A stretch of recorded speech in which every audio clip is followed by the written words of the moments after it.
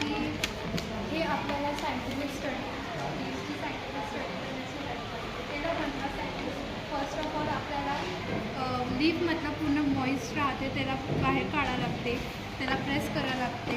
Press केल्याच्या नंतर herbarium शीटवर चिपकावं लागते. हर्बेरियम शीटमुळे आपल्याला ती लीफ कोणत्या प्रकारची आहे, कुठून घेण्यात आली आहे, त्याचं सायंटिफिक नेम काय, त्याच्या बारेमध्ये पूर्ण स्टडी करतो.